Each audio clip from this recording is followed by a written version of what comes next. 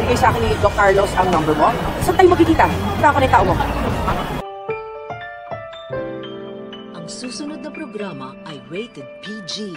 Ito ay nangangailangan ng patnubay at gabay ng magulang para sa mga batang manonood.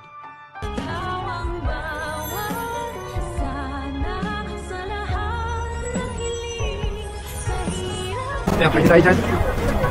Naiwan ko na babae yung gloves niyo.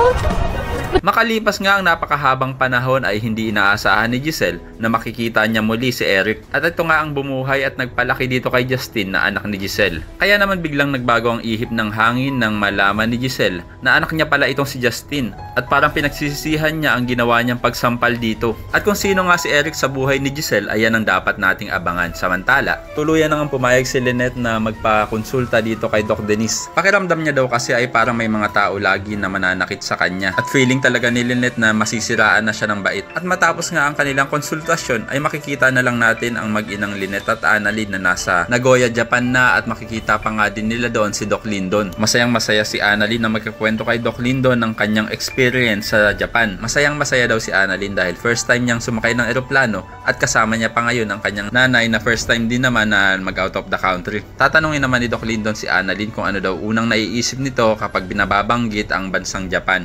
Sagot naman ni Annalyn na ito ang Mount Fuji. Kaya naman agad yayain ni Doc Lindon ang mag-ina na pumunta ng Mount Fuji. At doon ngayon magpapakain pa sila ng mga bibe. Pero ang hindi nila inaasahan ay nandun din pala itong demonyitang si Moira. At makikita pa nga ni Annalyn ang gloves na naiwan ni Moira na hindi naman nila alam na nandun ang bruha. At parang nararamdaman ko na kaya pumunta ng Japan din itong si Moira ay para maging espiya nila Lynette. Nang nag-utos nga ay walang iba kundi itong si Doc Carlos dahil mukhang makikipagkita si Moira sa isa sa mga tauhan ni Carlos. At kung ano na naman panggugulo ang gagawin ng impactang to kila Lynette ayan ang ating naaabangan. Samantala, tatanungin naman ni Eric si Justin kung ano nang balak nito. Ngayong kilala na daw siya ng kanyang inang si Giselle. Sabi naman ni Justin na wala daw siyang balak dahil kinalimutan niya na daw at pinatay niya na sa kanyang isipan ang kanyang ina. Kaya naman ako isa rin sa mga nagnanais na sana hindi mapahamak sila Lynette at Annalyn sa Japan ay pakilike ang video na ito and don't forget to subscribe. Thanks for watching and see you next time. Bye bye!